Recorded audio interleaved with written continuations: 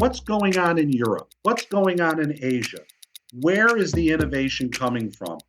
What are companies doing to go and respond to the consumer? What about these inflationary pressures? What new solutions are you building that are part of your overall roadmap that we should be thinking about right now in response to the evolution of how consumers are?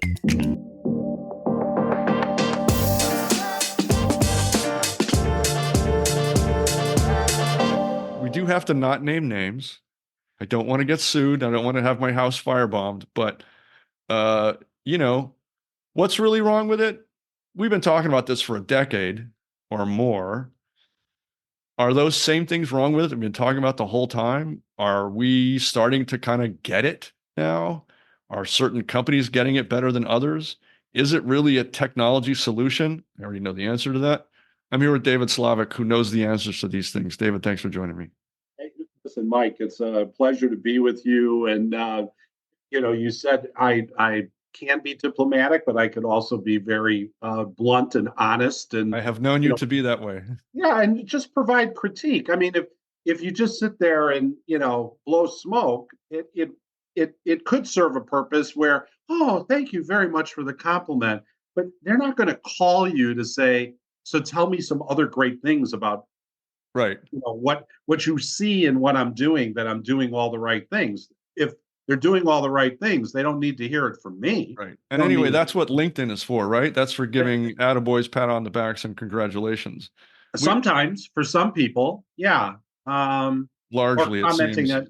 or commenting on other things that have nothing to do with business. Which, but if you have a passion project, or like what Amanda Cromhout is doing with with her book Blind Loyalty, and so she published over 100 chapters on various topics, and then the proceeds from the book go to actually fund people who need the support to get their eyesight back, which is phenomenal. That's just wonderful. Phenomenal.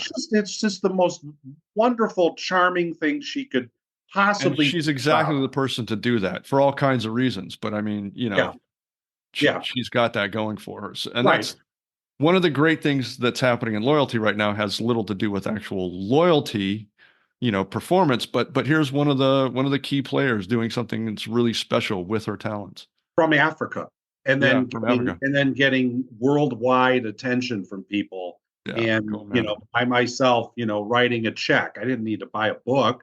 I wrote a check, and she included me in the book, which was very nice. We've known each other for 20 years, and did a chapter on partnerships, collaborations.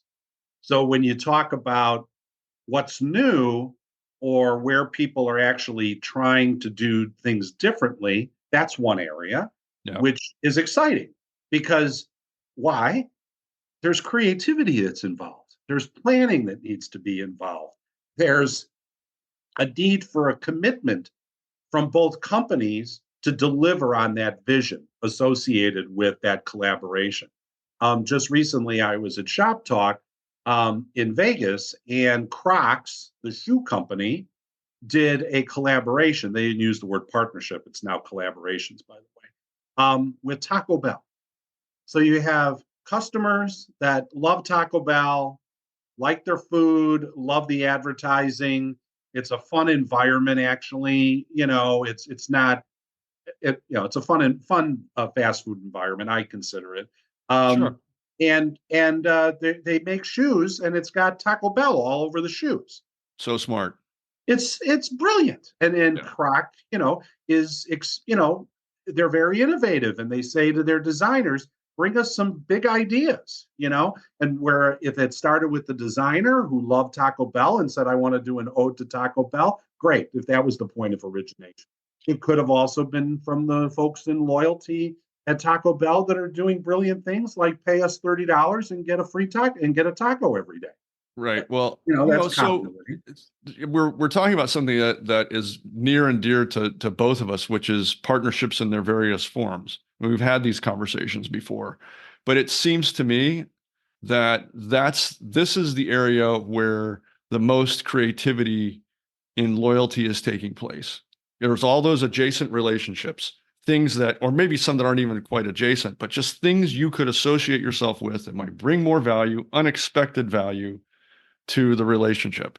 And I love the Crocs thing. We saw a Crocs partnership of sorts with the curling people I was just mentioned. They had curling shoes made out of Crocs, which are, you can't do it. It's a joke. It's a ha ha.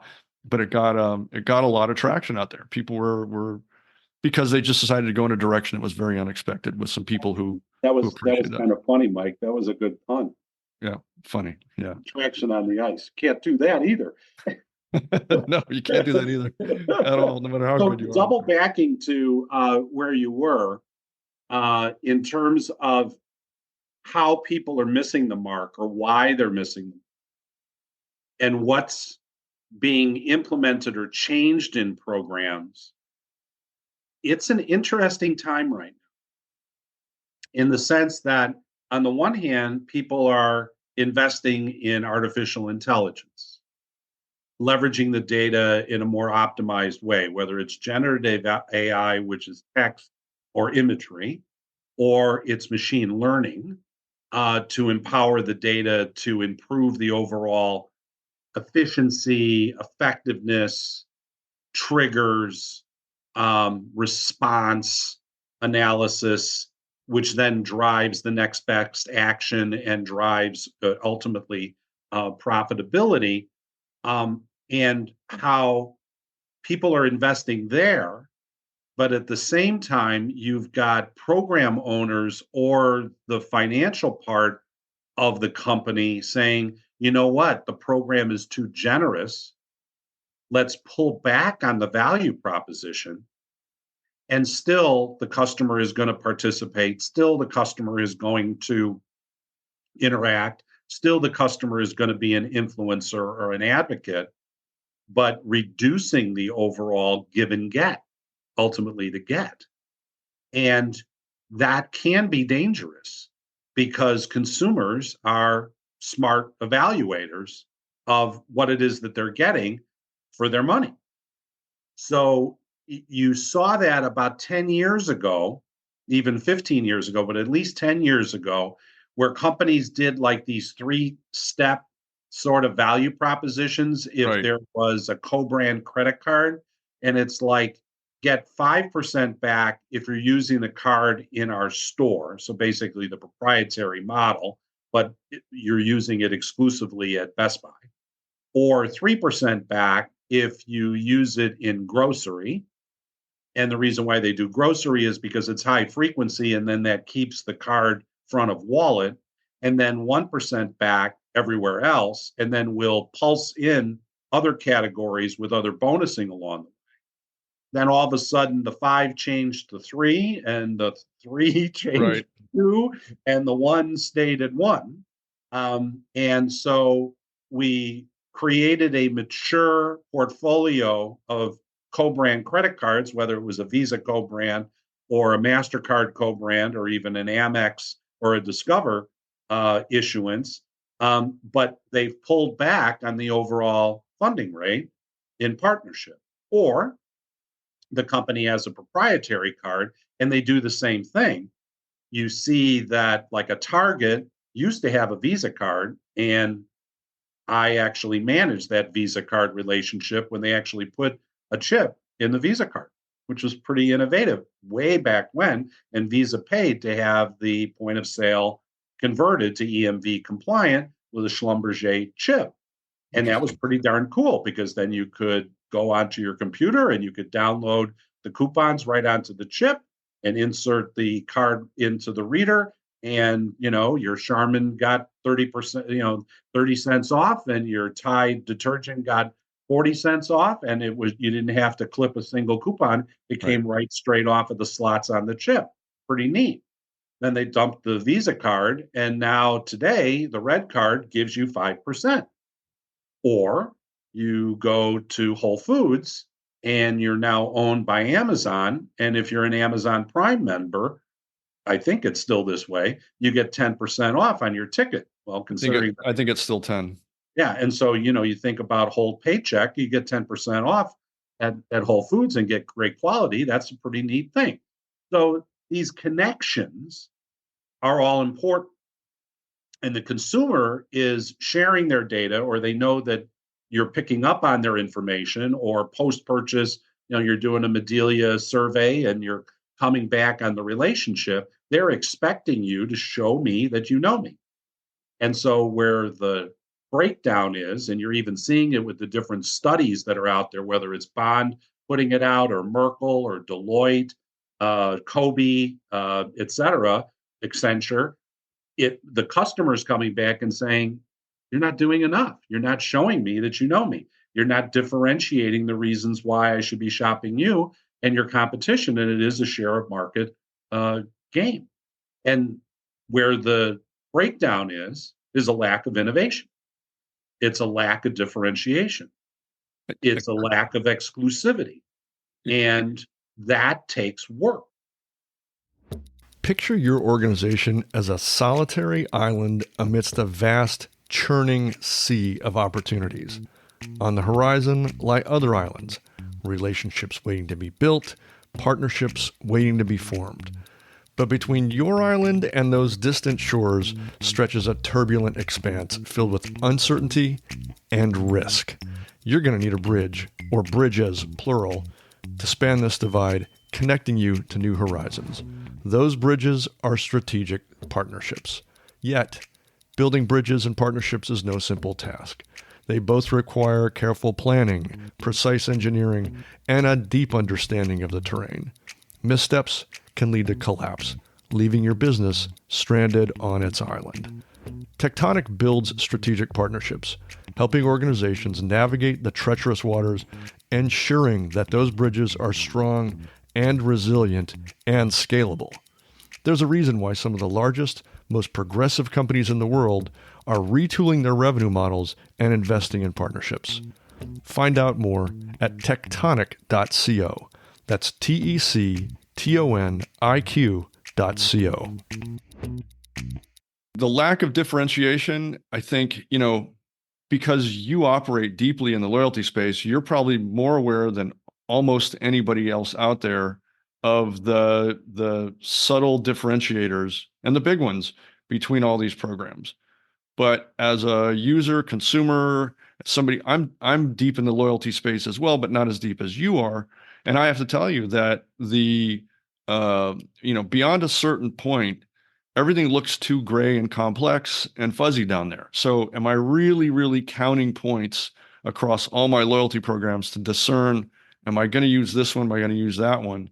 And you find anecdotally, and I think just there's data to bear this out, is that the complexity hasn't worked. I mean, we can fine-tune dials all day long for the sake of the issuer or program owner, but from a consumer standpoint, it starts to blend together at some point, and that differentiation becomes harder and harder to maintain.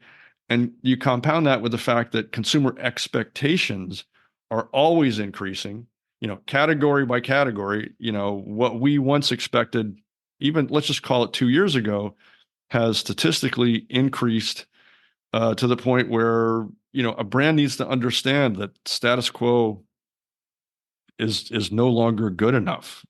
I mean, you wait 6 months, and what is a groundbreaking, successful aspect of a loyalty program is going to start to look and feel, the shine's going to come off of it pretty quickly. It does. And the huge challenge, I mean, this is an indictment of the whole industry we're talking about here, right? We could all do better. And it's incumbent upon consultants like ourselves at Ascendant Loyalty, as well as other consultants out there like Jen McMillan at Incendio, that's quite brilliant and love her to death. And, folks at Concentric, like Jody Rausch. We all try to inspire. We all try to lead the client to implement something that everybody can be proud of. The CEO can be proud of. The investors, the Wall Street, at the analyst level can say, they're really doing it well. They're differentiating themselves, and they're showing that they're continuing to evolve and innovate. Because if you do things and only stay within the tried and true and don't keep testing and learning and finding out what's new or how the consumer is evolving over time by having a continuous feedback loop. If you're only listening to yourselves and you're in your little echo chamber, that's problematical. And that's the reason why a lot of companies, from a best practice, want community. That's the reason why a lot of companies will aspire to have panels. That's the reason why a company like American Eagle Outfitters, when I was there, and I assume they're still doing it, we would have the wearers and their parent or guardian, so they were underage. We'd fly them to Pittsburgh, and they would tour the company for at least 3 days. And we talked to them about what's happening. What are you talking with your friends about? What is your style? What's your fashion? Where are you innovating as far as the clothes that you're wearing? We're thinking about doing this. What do you think about that? Do you think that your peers would like these colors, these styles, this look? Okay. Here's what we're seeing overseas in Japan, where they're very, very innovative in the clothes that they wear and how they wear it. That's where the camo thing started, was in Japan, of all places, right? And so we listened one-on-one, and they went from one department to the next. They went from men's to women's to, undergarments, et cetera, and informed the Aerie brand and to compete with a Pink, and so on. And that's what you need to do. You need to continually listen to your customer at a one-to-one level and continue to get feedback and then continue to innovate over time. So one of the biggest weaknesses that most programs have is set it and forget it. So they spend 2 years developing the program, from technology to design to strategy to operating model to the business case, to set up all your operating guidelines, your reporting, your analytics, and everything else. You'll launch the program, you train the associates. Those associates turn over quite frequently. Do you retrain them? Probably not. Can employees participate in the program so that they're completely intimate with it and they can explain it to the associate? Sometimes yes, sometimes no, because the value that you're providing the associate is, you're already getting a 40 or 50% discount if it's retail, for example, or you're afraid to include employees because of fraud. Don't be afraid. Set up fraud mechanisms. And you don't refresh the communication to your customer to explain to them how it works. So to your point, the guideline should be simple, easily understood, easy to play, a free program to start. Forget about trying to be Amazon and say, oh, we could do a membership program and get incremental revenue. Maybe you don't have enough to offer for it to be a membership program and charge $139. Not everybody can do that and justify it, let alone chase after renewals. So, set it and forget it is your biggest problem. Because what is that second phase of the program? What's that third phase of the program where innovation is coming into play? You launch a program and you say, we'll do 2 tiers. Then eventually we'll revise it because we'll see what the value segments are, and we can actually split that second tier and make it a high tier third. What about a private tier? What about a segment of customers where you purely test and learn and invest incrementally and say, if I really give tremendous value to a certain segment of my population, a 0.5%, and really do some special things, some really emotional connection and experiences, how would they ultimately respond? Right. What can you learn from that? What can you learn from it? How much share can I steal from the competition? That's where the innovation comes from, because you're observing the customer. You're seeing it in real time. You're getting that real-time feedback. So that's sometimes hard, because now that's incrementally more that you have to manage. But if you had your choice between doing a paid program and chasing after renewals, let alone providing a value proposition that if you're charging $49.99, you better deliver over $100 in value back. It needs to be 2x of what you're charging. Otherwise, the consumer smells it out and doesn't bother renewing. Right. That's And the it has to reason be an why. obvious 2x too. Well, I mean, you said that set it and forget it is the biggest problem. It is. And you would, so what's the best solution? Because there are some companies out there that have a continual cycle of innovation. They're always looking at this stuff. But the truth is, in loyalty and so many other realms, those innovators are kind of rare. They're just, that's not the norm. So of the companies that you interact with through Ascendant, who's doing it well, and how is it that they're doing it differently? Like, what are they doing? Is it a cultural approach that just means we are always looking at newer, better ways to do things, which is entirely cultural, or are there kind of just program triggers that are probably more, simpler to envision and execute? If the margins are thin like grocery, you're never going to see any innovation. So just check that one off the box. They'd rather spend the money repaving their parking lot and buying new freezers than spend the money on actual true innovation in grocery, generally speaking, as an example. It is cultural, and it's actually a commitment to listen to the customer. There's no substitute for any of it. And another part of cultural is actually investing in AI. It's true. That's what everybody's talking about. It's what everybody was talking about at Shop Talk, talking about at eTail. CRMC coming up May 20th to 22nd. That's their key theme. Devin Wiley is very, very sharp that way, and the rest of the committee that advises them in terms of content and what to focus on and what's key. And so that's adding a pressure for that program owner that now they need to find an analytical partner that can help them. You're not going to add an analytics team that is all of a sudden going to start building these algorithms for you from scratch. It's just too much. You need to outsource and find a good partner like an Entail that we partner with, and Mark Crystal as an example. So who's doing it really well?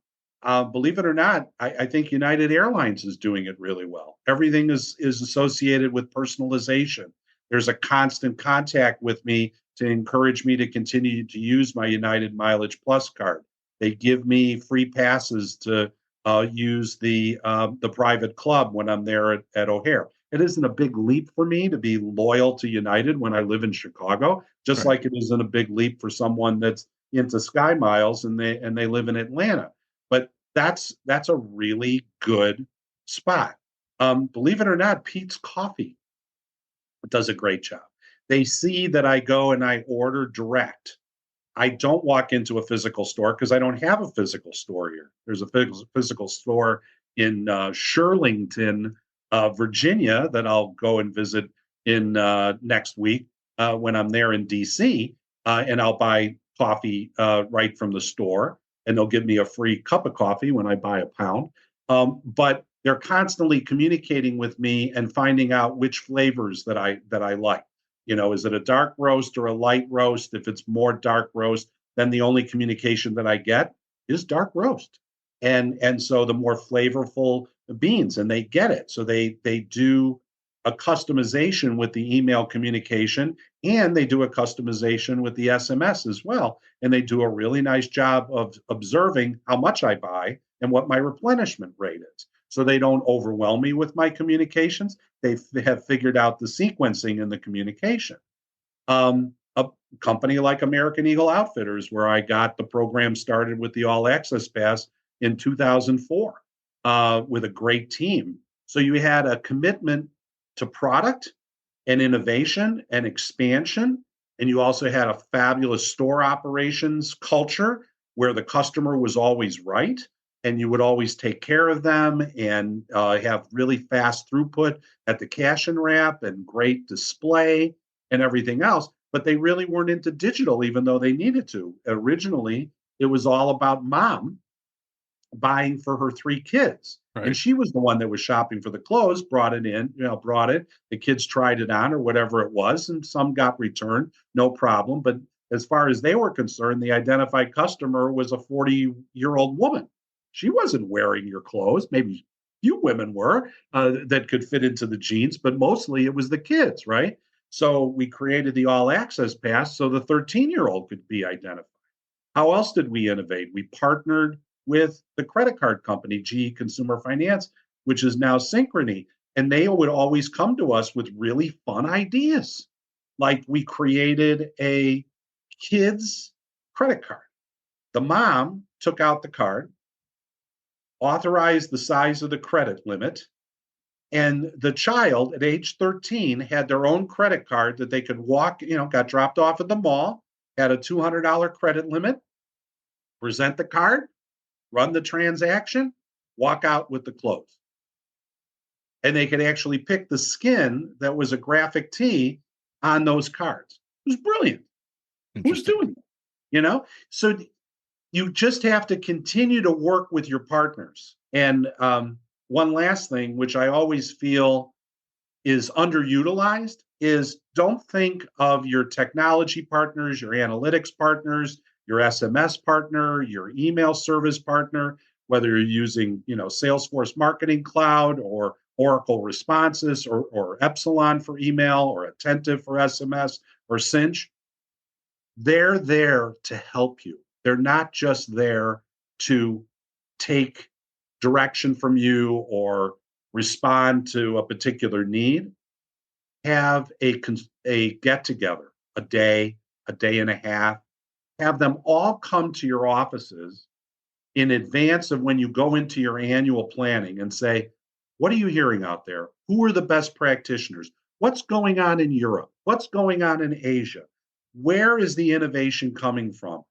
What are companies doing to go and respond to the consumer? What about these inflationary pressures? What new solutions are you building that are part of your overall roadmap that we should be thinking about right now in response to the evolution of how consumers are thinking? So bring all of your partners to your offices, host them, delight them, treat them. And they will come to that meeting with great ideas that can certainly kick your loyalty program, your CRM efforts, your one-to-one customer centricity efforts to a whole new level. So boiling this down, I'm going to attempt to. So you've named three big items here, which are each, their own separate, significantly sized consulting engagements just to unpack them. But categorically, there's a problem with companies who a strong tendency is to set it and forget it. I got the program, we've hit the switch, we're good to go. And go on to something else. Right. Or assume that, the financial model is just going to work and you'll deliver on the business proposition, when the fact of the matter is there's always unevenness and you're not observing the differences in performance and then reacting to those differences in performance because you've got other pressures, or God forbid, they cut your staff in half. And so now you're just trying to stay one step ahead. Yeah. And you can't do the extra stuff, right? The other thing you mentioned, which is closely related to that, but a little different, is a culture of innovation. To purpose, to look over the next hilltop, what's on the horizon that that may not quite be so evident in the marketplace you're operating in, to look outside of that. And then thirdly, to bring into and listen to your partners as sources for those inspirations. Yes. And there's so much. Don't think that the partners are trying to sell you something. Like, don't be afraid that if they come in and they bring you value, that they're trying to sell you something. They want to be appreciated. They want to be your partner. They want to deliver value to you. They want to lift overall satisfaction. And naturally, they want a renewal at the end of the 3-year contract for another 3 years. At American Eagle, I signed a contract with Brierley. We stayed with them as our platform for 17 years. It was a long time, but they earned it, right? Now, tearing a technology out and putting a new one in when you've got other priorities, and that's like your sixth one, is Brierley still doing great work for us? Well, they were. So we kept them, with us for a long, long time. It's a beautiful thing, right? Companies like Kobe have clients, for many, many years for all the right reasons. They've been with AMC theaters since the for a beginning, it long, seems. long. Yeah. And AMC loves them with the Stubs program, and they're doing outstanding work for them. So there's loyalty there. But in many cases, you keep the partner at bay because somehow or another they're going to, change your way of Right. thinking Try and sell me something. Yeah, or sell you something or cause you to not be as objective about things. Don't be what's afraid. weird, I mean, I have conversations with people all the time about their partnerships, building out their partner ecosystems and trying to set up mutual value exchanges between their partners. And it seems to me like the light bulbs tend to go off when they recognized that both parties have already crossed the trust threshold. It's the hardest thing to do. And then you kind of forget about, oh, I sold them this thing. So, or they sold me this thing, and let's just, make it a linear thing. But the relationships can have all kinds of legs to them and go in all kinds of directions if you want to do that. Yeah, and people understand their swim lanes. They understand where their core is, and they're not trying to steal a piece of business from somebody. I mean, if you brought an Epsilon into the same meeting as a Salesforce, and both of them have ESP services, and one's doing loyalty and the other one is doing the ESP off of the old Exact Target, it's not like Epsilon's thinking, oh, or Salesforce is worried that Epsilon's going to spoil the pool and steal the business. It doesn't work that way, or it shouldn't. Well, yeah, it may in some cases, but you're right. I mean, you have to assume trust once you've crossed that threshold. Assume the trust is there and leverage it. They trust you, they know you, and those are. If you're the client like me, you walk into the the meeting with brass knuckles and say, "Now everybody play nice, but we're going to really have some great results, and everybody's going to be able to celebrate this." And by the way, it opens things up as to how they can work optimally together. Even outside of the core conversation. Yeah, completely agree. All kinds of opportunities there. Yeah. So I'm going to do your schedule and my schedule, mostly your schedule, a favor and say we've covered a lot of ground already today. There's certainly enough here to be continuing the conversation, but let's make that another episode because I think this is good. I think, people, my listeners and readers, forgive me for saying this, are just like me, have a short attention span. So, with all due respect, I'll defer to everyone's schedules and say thank you, David, for this time. The conversations between David and I end up being a lot of fun. They're always energizing, they're always informative. David, if you can't tell, is a known quantity in the loyalty space, knows his stuff really, really well, is trusted by dozens and dozens of companies to bring good advice their way and guidance and ideas. And I'm honored that we get to do this once in a while.